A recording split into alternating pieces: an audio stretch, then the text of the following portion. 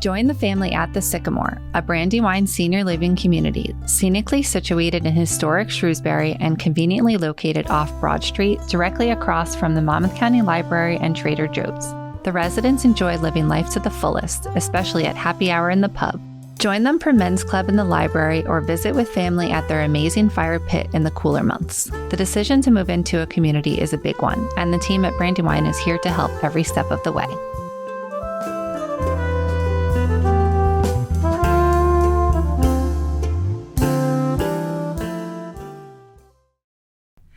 Hi everyone, welcome back to the Monmouth Moms podcast. It's been a couple minutes since we've been here. We are here today with Rebecca and Nicole from Brandywine Living. Thank you so much for joining. Thank you for having us.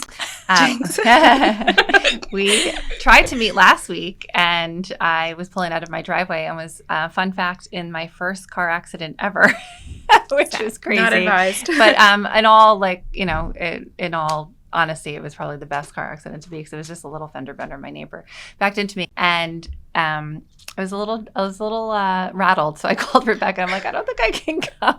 She's like, okay. I made my husband come like home from work. He's like, you're fine. That's a good husband answer. I swear to God, I was crying, and the cops were there for 5 minutes. And they're like, okay.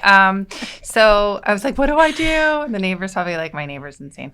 So yeah, it was a really interesting experience. Wasn't meant to be last week. No, not meant to be. Not at all. So I'm glad that we can finally reconvene, but everything's fine. The car's fine, and I'm going to live. So happy to say. We made it through. But yeah, it's always something. This June has been like a weird June. Not only like with the weather, but just like everything's been like, I don't know, it's been cooler than you would think and just like a little off. So I'm Everyone's hoping energy is different. Yes. I think the tide needs to turn a little bit. We need we need more sun. We need a little bit more sun and a little bit more fun. In our lives at the moment. Yeah. So we're headed that way. It's been really busy. Has it? We've been really, really busy. Oh, interesting. Yes. Mm-hmm. So Brandywine is I'll actually let both of you explain it. Yep. And we'll talk about a little bit about what we're going to delve into today, which is a really important topic and most of which I know nothing about, but super key to learn more about as, you know, your parents are aging and you need to make choices for them for the rest of their lives. So tell me a bit about what you do and about the business. So Brandywine Living at the Sycamore. So our community is based in Shrewsbury, but we have 31 communities across the East Coast. We are an assisted living and memory care community. We also have 5 locations in Monmouth County.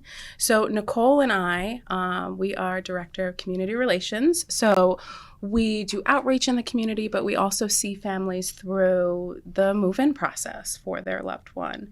And we specifically think that that's kind of really a big honor because we're meeting these families when they are at the most vulnerable time in their life. Yeah.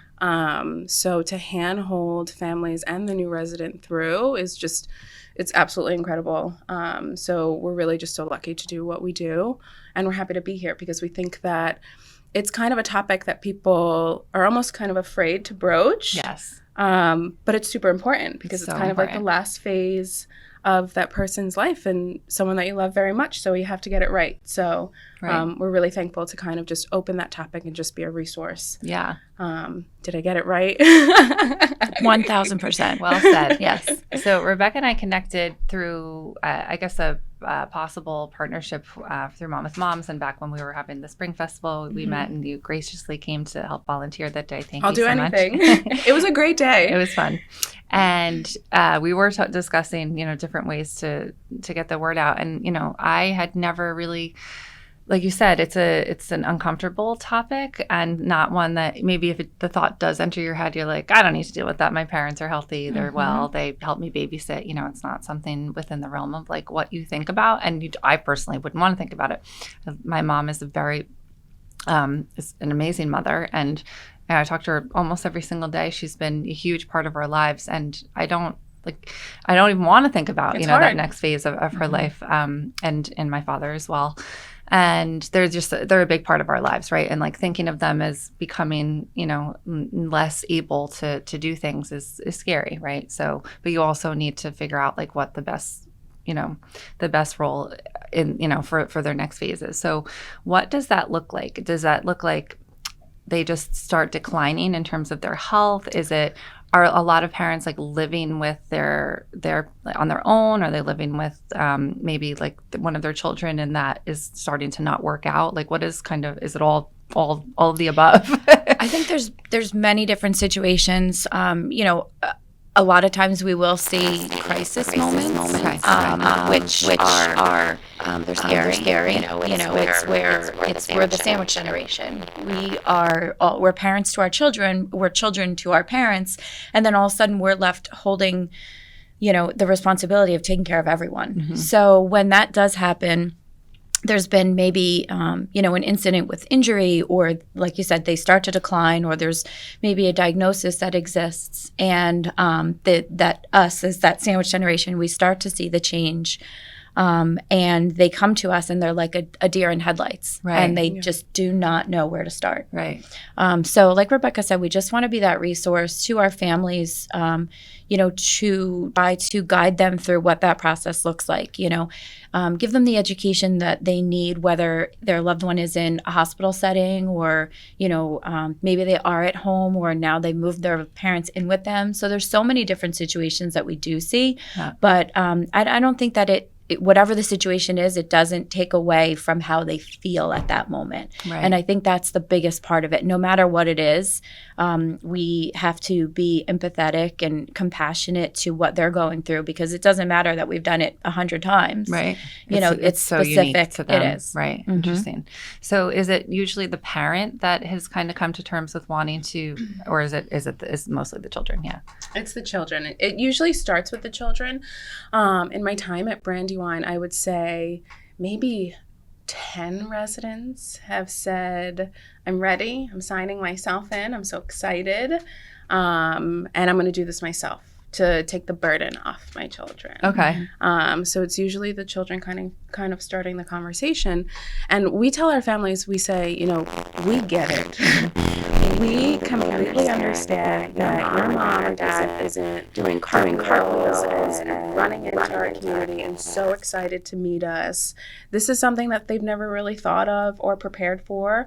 They might look at it like they're giving up much of like their that's how I would think, you're going somewhere and it's like, this is your last phase, this is where I die, basically. Mm-hmm. Right? Yeah. Mm-hmm. So, and I think that we try to turn it around and make it so that this is where you're coming to live. Right. This is where you are going to really thrive in an environment that is going to be able to support you 24 hours a day, 7 days a week with, whatever it is. If it's the medical part of it that you need, or you just need more socialization, or you maybe, like I said, maybe there was some unfortunate incident that now it's just, it's just a safety aspect. So it's, we do try to point out all the amenities that we have and how we can make it so that they're coming to thrive and they're coming to live. Interesting. And I also think too that it is a really touchy conversation, especially death, that not everyone wants to talk about, but it's inevitable. Right. And it's kind of looking at what that looks like. So if you're in a community with, services and care in place, then that's going to be a good, comfortable death. Interesting. And that's something that we want our residents to age comfortably in place, just within the safety net of the services we could provide to them, instead of maybe a scenario that's not so great and it's scrambling and things like that. So we really want to see them through comfortably with dignity, kind of that last phase. So it's a good death. A lot of conversations, families don't want to have that, but it's really looking at all aspects of living when you get to us, going to happy hour, but then also being really comfortable, well taken care of, surrounded by your family, right, when the time is right. Okay. So what, I'm sure you offer lots of different amenities and services. If you have a family member who's very ill, if they have cancer, they have Alzheimer's, is it something that you can take on, that the role of their caretaker in all different phases of their illness? So one thing that we're really proud about at Brandywine Communities is that we always have nurses physically in the building at all times. Okay. So with those nurses, we can see residents through a lot of changes of condition, and we can keep them comfortable in our community. So that's a big deal to us. So when families are choosing us, we're saying to them at the beginning, we want to help you, we want to care for your parent, but we really mean it, that it's our goal that this is their last move and they're going to remain comfortably with us. Right. And that we would be able to manage their care. Okay. A couple of things that we can't really accommodate in our community are a skilled nursing need. So that's something that you could find at a skilled rehab setting, where it's maybe a feeding tube or a ventilator, things like that we don't do in our community. I see. But oftentimes, all of our residents right now, they don't have those wishes. Okay. So that's how we can care for them until end of life in our community. So what's the average age that you'll have someone enter? So Move in. statistically, in our area, it's usually been about like 84, 86. We have some residents in their late 60s just have come to us just because of, their individual needs and their diagnosis. I see. And then we have had a resident who she was 108. Wow. And she just recently passed peacefully, surrounded by her family. We loved she her. had a scotch and water every night. Every night. So, Love it. It makes me want to start liking scotch, but I'm not there yet. Me too. I'll stick with the wine for now. Yeah, same. It's doing fine. I know. About 10 years ago, I said to myself, I'm going to become like one of those like scotch drinkers. I used to sell wine, and I was always in like different wine events and liquors. I was in that world, that realm, and I just never got there. And I'm kind of grateful that I did not. Probably wouldn't have gone so well for me. You might live to 108. You might. It'll get you there. Yeah, it's so true. But it's definitely a variety. So it's really just about finding that certain group too. So she said, we have residents in their late 60s, in their 70s. We have residents who still drive. Wow. So we just give them a parking space. So truly, all aspects of that age range, you can be happy, you can be social in our community. So there's kind of a stigma thinking maybe a parent is like, oh no, that's a nursing home. You're going to put me away, or you're never going to visit me, or it's just terrible. There's beeping everywhere and things like that. And it's kind of just going against that. What were you going to say? Yeah, Sure. I was going to say, I think too, like, when you're talking to somebody who's 70, 80, 90 years old, now you're really going back into the, early 1900s, or that assisted living wasn't a thing.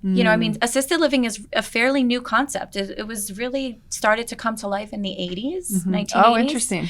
So when you look at somebody who's maybe, 85 years old, they're like, I don't want to go into that nursing home. And the best part is we hear it all the time. I don't want to live with old people. So, they still look at themselves as, young, spry. Well, I can get that now. I'll be 39 this month, and I don't feel 39. I'm 21 at heart. Exactly, right. And you still feel the same. You know a lot more, right? And you might not do the same things that you did when you were 21, but like you still feel like I'm not 30. Like you read things in the paper, you're like 40. You're like, oh my gosh. Yeah, like you can't even imagine. Older person. Like, oh wait, that's our age now. Yeah. So I get that. And I think one thing that's so interesting is a lot of, potential residents and family members, they think that they're losing something, but it's so incredible what they actually end up gaining when they don't have to worry about housekeeping. They don't have to worry about meals. They don't have to worry about walking upstairs, or our driver can take them places. They actually end up being more independent, Right. because it's a safer environment, Okay. versus when they're at their home kind of lugging laundry up 4 flights of steps or Taking trying the to make garbage dinner. out. Yeah, Right. getting the mail. Yes. So it's really interesting how much stronger they actually end up being because they don't have those little things to worry about at home. Okay. That's interesting. Yeah. So what does the process look like for a family that is interested in, maybe they think that, I'd have to pay for my loved one to stay there, and that's like completely out of the question. What is the process in terms of, getting someone set up? So, I think the biggest challenge is what we had kind of touched upon is, noticing what does ready look like? What does it look like? Again, are we just noticing some changes, maybe cognitively, or, is there a medical diagnosis that is a progressive diagnosis and they have to start, kind of forward thinking? So really the first part is just, and it's the biggest part, it's the hardest part, is just picking up the phone to inquire. The hardest part is noticing that it's time to start making those calls and doing that research, and then picking up the phone. I've done so much training over the course of, my career, and there was this one video, and I'll never forget it, that we did for our team, and it was kind of what that looks like and everything that happens before families pick up the phone to call us. We don't often think about that, everything that has happened. So it's really just a matter of picking up the phone, making that call, and then really just, educating yourself about the services that are available, and finding a community that's going to be the right fit. Okay. So very often, we'll talk to families and they're like, oh, I have my spreadsheet and we're going to 14 different communities today. And I know that I am not going to really, how am I going to, what's going to set us apart? How am I going to make an impact on that person and what they think about our community? So, assisted living offers care and services and support. It's just finding that right fit. So that's such a big part of the process, is, what is going to be the best fit for my loved one. And, it's knowing what they want, knowing what's going to be the good fit. Yeah, right. What are your biggest, most important? We usually ask families, what is most important to you? And then we will also ask, okay, now what's most important to your parent? Because sometimes they're different. Care might be really important to a child, and happy hour might be really important to their mom. Right.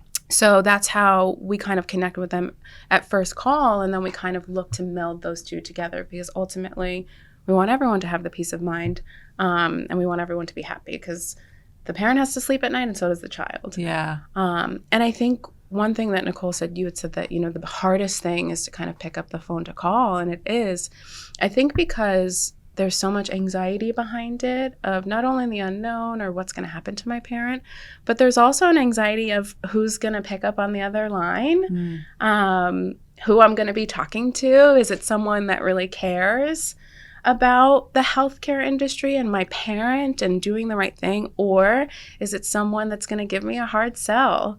So I think that is where that anxiety comes from. So I think it's really important to know what's important to you in the decision-making process, but also how that person makes you feel. Yeah. It's kind of scary. Yeah. So there's good communities out there where people care, but then there's also people that are kind of looking to kind of shuffle you through. Right. So really go off of that gut feeling. Yeah. And Nicole and I get it. So ultimately, we also say to our families, even if it's not our community, if it's not Brandywine, that's fine. We truly just want you to be happy, and we just want to be a resource. So we're not just trying to move you in and make a sell for you. This is about you and how you feel. This is not like we're just selling a car or something like that. It's really important. So there's a lot of anxiety that can kind of stem from the entire process in general. Right. So we usually just make the recommendation to families to really just go off of your gut and how you feel. Yeah. If it doesn't feel right, then take a step back and kind of regroup, and just start over. But we get why it's nerve-wracking. Yeah. And I think mostly you would have to feel at home, right? Or not close to home as, you possibly can without it being your home and however long you've lived in previous years. What does it look like from a financial standpoint, from the children's perspective? I'm sure every scenario is different. I know a little bit about it because I'll actually talk about this also. My grandmother lives in Ohio. She moved out there about 20 years ago. She always lived with us in New Jersey, or not with us. She lived in Red Bank, and before that they lived in Queens. And then after my grandfather passed, she moved out to Ohio. She lived on her own, and my aunt's mother-in-law lived in a facility there, and it's gorgeous. I've been there several times. It's really nice, and she always had so much fun. So my grandma was one of those few people that she elected. She's like, I want to live there. A queen. So, a true queen. So she is, believe me, living it up at this place. And she'll come stay, like now she's with us for a month in New Jersey, but then she'll go back, and it's hysterical. I'll tell you some stories, but she did elect to go, but they, kind of had to not finagle, but set up, my grandfather's pension was, I guess, a part of it, and different, different assets that they had for her to then live there, through the end of her life. So what is like the biggest thing to know going into this, and what is like something to even like prepare for if, in the next 5 years that your parent might be, a candidate for going into assisted living? This is like one of our favorite things to talk about. I think such a big part also of what we do is, yes, we know what the costs are, and we know kind of how to take a look at that overall financial picture, but we're not the ones who have access to all of that from the financial, maybe a power of attorney standpoint. Mm-hmm. But also we are such resources too. So we'll know maybe is there a loved one who is a veteran? Is there, like you said, is there pension? Right. We can refer to elder care attorneys who are going to be able to kind of take a deeper dive into what the financial picture looks like. Okay.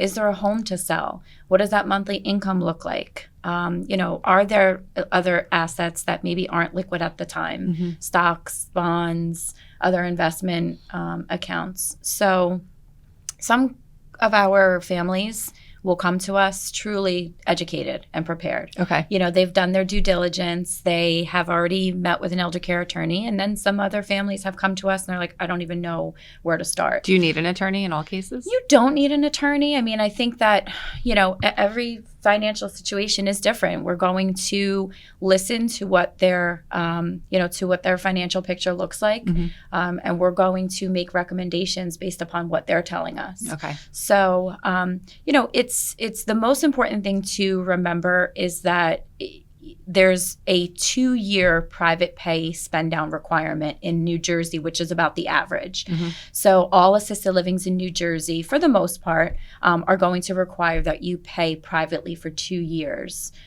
before you can be eligible for any type of assistance. And that would be like Medicaid, which that's a whole different conversation, the difference between Medicaid and Medicare. Interesting. So, but from a financial picture, I mean, for the most part, we can take a look at just the broad scope of what someone's finances look like and know if they're going to be able to afford it from the first conversation that we have with them. Okay. So truly, that is the biggest thing. And I'm totally going to repeat it because oftentimes families are like, I cannot afford this. My mom is 81. I want her to live to 107, and she just doesn't have it. But in the state of New Jersey, you're just required to pay privately for 2 years before Medicaid would pick up the cost of assisted living. Oh, in all cases. You just need to pay for 2 years, or if and when your financial assets deplete. If you have more than 2 years, that's fine. I see. But you would spend down those financial assets, or you would pay privately for 2 years. You would have to apply for New Jersey State Medicaid, pending your approval, and then New Jersey State Medicaid would pick up the cost of assisted living. Interesting. We've had residents move from out of state to New Jersey because of that policy. Oh, wow. So it's really incredible. We feel really lucky.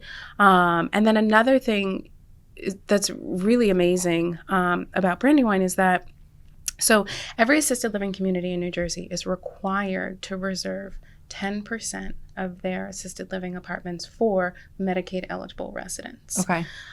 That's a standard. So they absolutely have to have that reservation of 10% of apartments.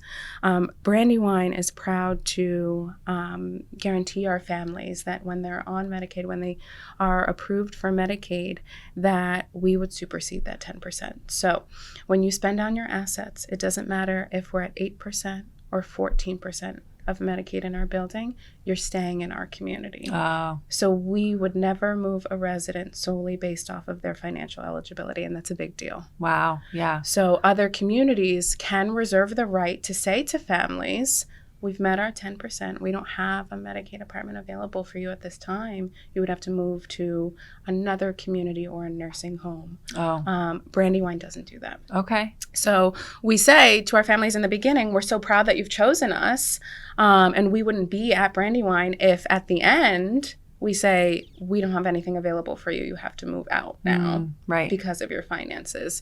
So I think that that's something that gives the families peace of mind. And we put it in writing. Yeah. We put it in writing.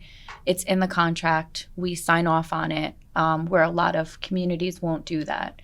They won't. They say we've met our 10%. They use it as a minimum, but they also use it as their maximum as well. And they say we just don't have the availability for you. So to give the families that peace of mind, we will put it in writing, and we'll guarantee that they can stay in the community, based upon that financial status. Okay. So really, it's just so many phone calls we've gotten from families saying, I can't afford this. Where can I go? And we sit them down and we say, you just have to really afford the 2-year private pay spend down. Okay. Let's look at that. And we're always willing to have a conversation. Any family can give us a phone call and we can kind of walk them through that, because in addition to wanting the best for your parent, then you also have to look at the finances. Right. So that's also scary. It is. And oftentimes too, we can only give so much advice. So we will refer out to a financial attorney because we're not attorneys, but, Or accountants.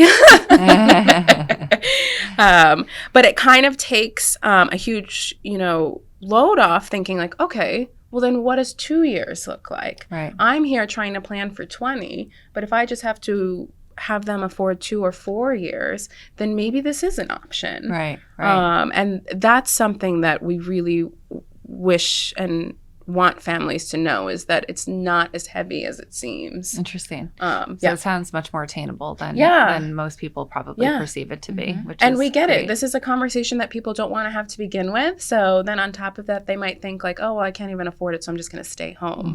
Well, and a lot of times too, there's families that they don't even really take into consideration, or they don't think about, and not at any fault of their own. They just don't even they don't think about that big picture. So if mom or dad is living at home and their home is paid, there's no mortgage, there's no lien on the home, but they're still paying taxes. They're paying for the upkeep. We need to put a new roof on, the utilities, to get the garbage picked up, all of those expenses. You're not going to have those anymore. Right. So that's something to, to also put into to factor into the whole financial picture. Okay. So are there different types of living situations? My grandmother lives in, like I said, this assisted living facility in Ohio, and she has her own apartment. And she has her own kitchen, and she's decorated exactly like every apartment I've ever been in of hers. That's my favorite part of seeing how how they do it. Yeah. Oh my God, I know. It looks like a more condensed version of like how she's always lived, basically. And so she cooks when she wants to. She's like famous for making great pound cake, but for the most part, she dines with like the other residents. And but that's nice that like I think she likes that she has the option, right, where she can still live like autonomously and just on her own if she wanted to. If she she's not trapped there, but at the same time, I think she has like embraced the community and is really like enjoys the happy hours and all of the I wouldn't say drama, but all of the things that happen there. There can be drama. There's so much. There's so many stories that we get, and the different, the friends that she's made, and the gossip is hysterical. When I went like just a couple times, I was like noticing one woman. She was going over and telling the other woman not to do that, and she was breaking the rules. And then my grandmother's like, "Oh, she's always in everyone's business," and I'm like, "This is you're all in everyone's business." like this must be so much fun every day, just like watching what everyone's doing. And then she's like, well, she's just, my grandmother's Irish, she's like, oh well, she's just too much. And sounds like a couple of our residents. It must be so entertaining. So I'm sure it's the same. It is. I think that one of my favorite things about coming into work is, yes, we do work. I love working with Nicole. She cracks me up.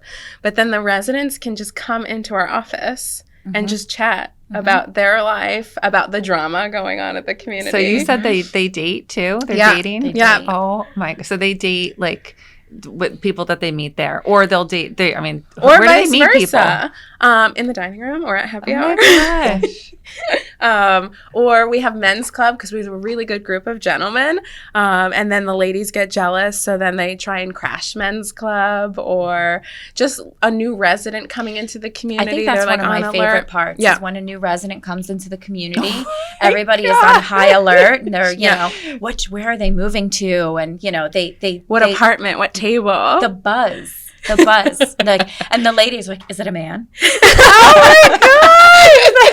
And then the men equally are like, are there any ladies here?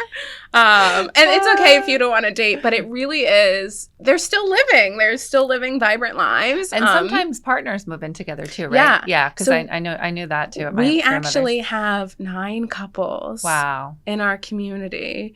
I kind of call Nicole a couple guru because she handled a lot of that's what I attract. I attract all the husbands and wives, and so when we are working through moving somebody in and going through that process, for some reason I just get it's it always times Nicole. 2. Times 2. I'm the couple guru. But it's incredible because, having a husband and wife move to us, it's so many different dynamics, right? So it is a downsize. And then you're also thinking about the different care levels. So oftentimes we have couples come in, one's at a higher care level and maybe one's more independent. Right. So then it's even more vital to kind of link them to residents in the community so they have their own group.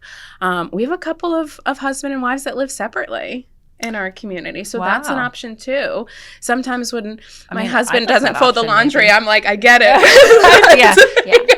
I've said this many times that I've been given looks, but I don't understand why we have to share rooms with our spouse.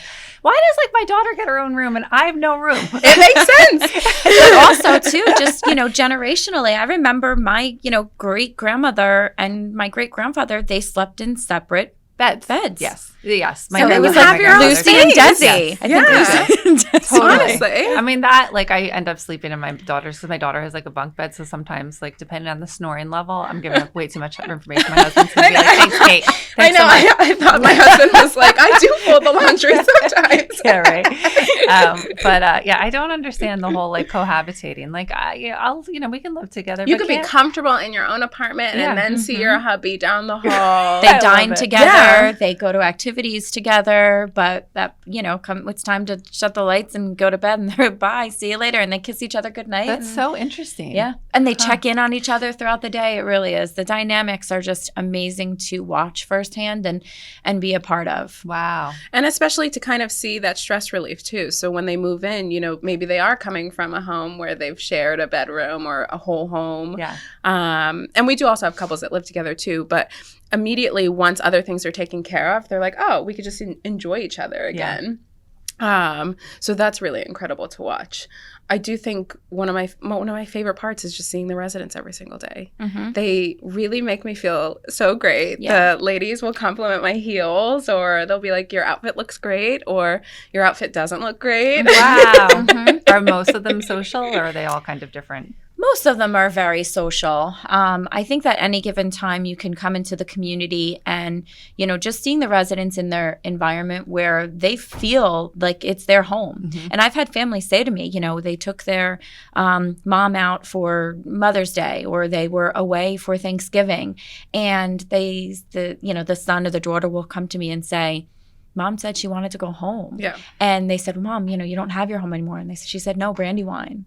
Oh. So that fills my heart. And I also love to, even like Rebecca said, coming into the community, there's something different every single day. I'm like, I don't know what goes on after the concierge goes home at 8:00 at night.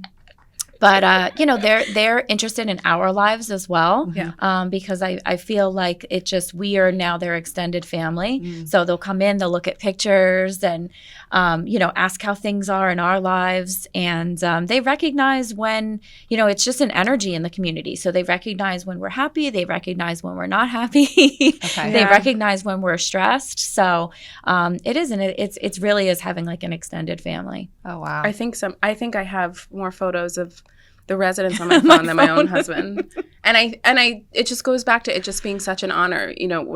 when families move to us, they're becoming a part of the Brandywine family, and we truly spend more time with each other, but also the residents. Like, it's just such an incredible honor to hear about their lives, be a part of their lives, and spend time with them every single day. They crack us up. They give us advice. And I think it just goes back to, too, you know, the team and the people that are in the community that you're choosing. Like, you want to feel comfortable and confident in that team and how long they've been there and things like that. So we're so lucky to have a team that has been at Brandywine for a very long time. So down from care managers to nurses, we're talking 10, 15, 17 plus years at our community.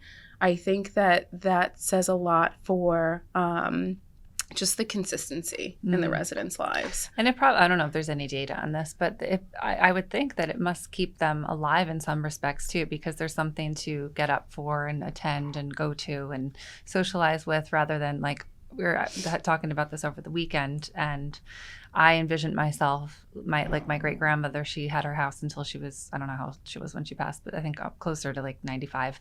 And she had like a manual lawnmower, and she mowed the lawn like on her own. And she was very like that. That's where I see myself. But at the same time, like, you don't know, where you think you're going to be. And in some respects, thinking about it now, after talking to you both, it might be more, alienating and much more like lonely, like type of life, and in those years, right? So is that the case, that like?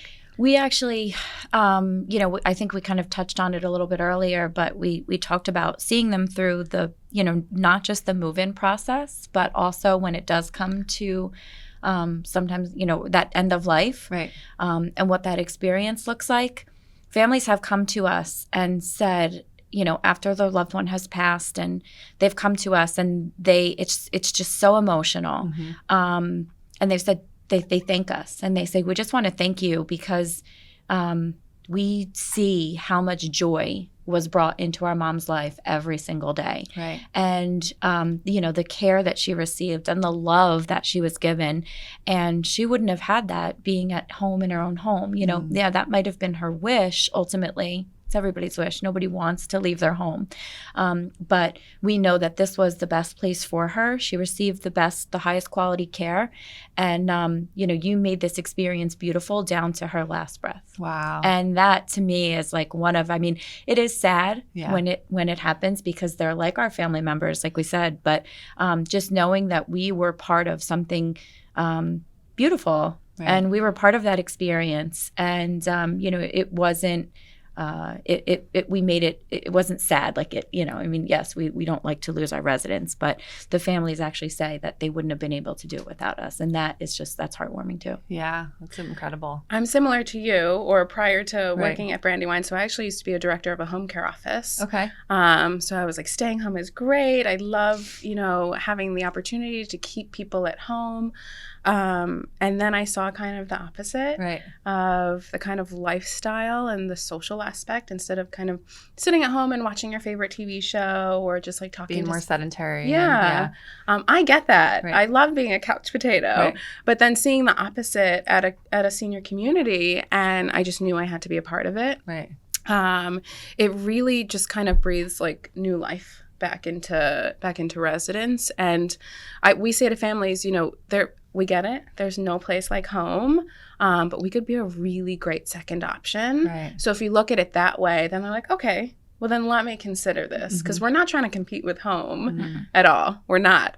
You can bring your dog and your cat, but you can. You can have a pet. Wow. Yep. We have a beautiful Labrador on our first floor. She's just the sweetest. So then we just get to hang out with the pets. She is. She's very sweet. The resident, she keeps her door open, so everybody walks by and greets the dog and pets the dog. And like, this dog has now probably never had so much love in its whole entire life, and we've kind of adopted it into our community. So that's so interesting. Yeah, so you can bring your pet. That'll be me. You can bring your pet. Have dogs, always. I would get a third dog if I could, but I don't have the space. You could bring them to Brandywine. It's like instead of having more children, I just started getting dogs.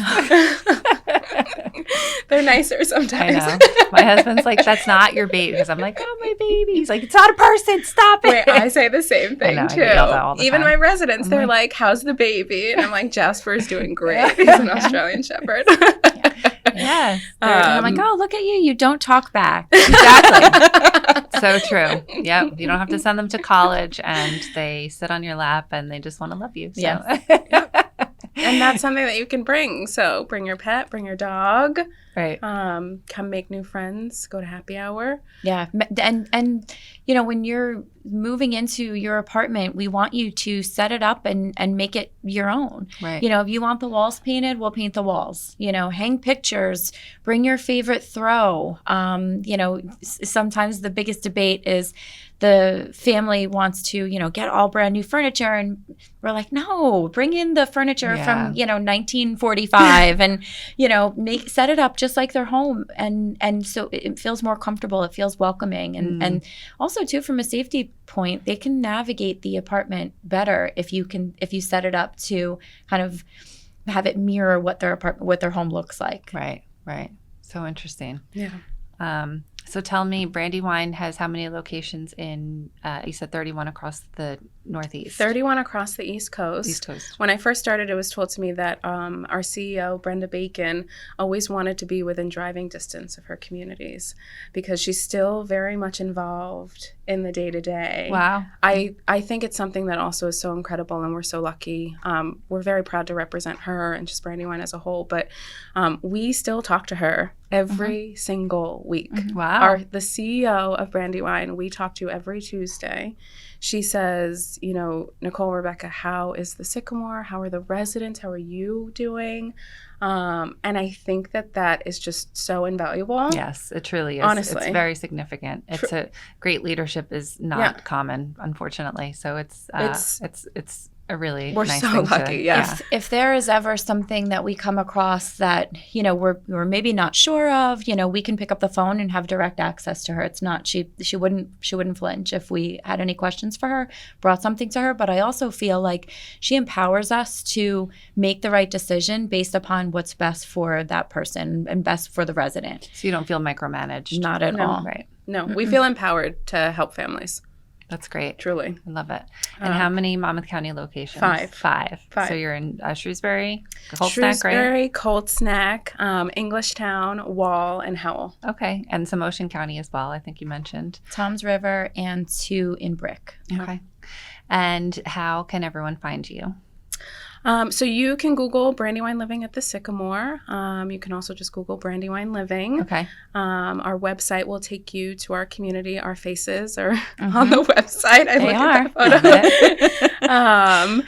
Or you can always just do an online inquiry, or you can just call us.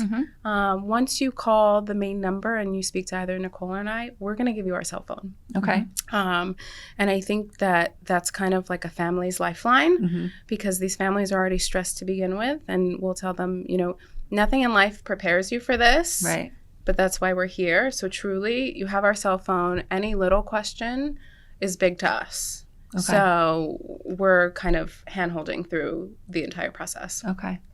Thank you so much. It's been a pleasure learning more about this really important topic. What would you say just to anyone out there that's, you know, kind of maybe a little stressed about getting, you know, embarking on this journey with their aging parents at the moment? I would just say that there are so many resources, you know, no matter what it is. You know, and sadly, there is, you know, diagnosis of dementia and Alzheimer's and Parkinson's and, you know, so more from even just a medical aspect too, just no matter what it is, it's, you know, don't be afraid to pick up the phone. I mean, just because we've done this for as long as we have, it doesn't make it any easier. And we know that, you know, it doesn't, just because we've done it, it doesn't make it any easier on you. So just know that we are here to be a resource. You know, we're here to help. And like Rebecca said, even if it's not our community, we're going to point you in the right direction and try to assist you as much as possible to get you through probably one of the most difficult times in your life. Great. I'd say so. Yeah, it truly is just our honor to help families. So don't hesitate to call us. we'll kind of walk them through whatever works. So Yeah, and even if it's, if it comes down to where they're not financially qualified, we're going to be able to point them in a direction to get them in touch with somebody who can help them. So, again, it's not just about moving somebody into the Brandywine. It's just about helping them in the most vulnerable stage in their life and being a resource. Wow. Well, thank you so much. And This thank is- you so Oh, much. No, this is great. This was It's fun. Super, super important. And I learned a lot. So thank you. And looking forward to learning more about your organization and bringing some valuable info to the community. We appreciate you. Definitely. Thank Thank you. Coming up this summer, it's summertime. My daughter just had her last day yesterday, so officially summertime, and went straight into camp this morning. So we are now in summer mode. We're a little early in Monmouth County because we're due Catholic school, so they get out like a couple weeks earlier than I think some of the They're public schools. lucky. Yeah. But look for our summer fun guide that just came out. We have lots of information out there. We have all the fireworks that are in each town, all the upcoming events, fairs, festivals, everything happening in Monmouth County this season. We have local things to do, events, activities, free things to do. That's my favorite part, to things to do with the kids in the summer. Just get them out right into different parks and fossil hunting, and the Monmouth County park system, I can't say enough about. It's like so tremendous and has so many great things for the kids to do. So a whole idea list in there of local fun, and then different resources that you'll need all summer long. So bookmark that, look it up, and reference it all season so you don't run out of ideas, because it can be a long summer if you are not prepped and planned like me. I have like 1.5 weeks of camp, then I'm like, I don't know what we're doing.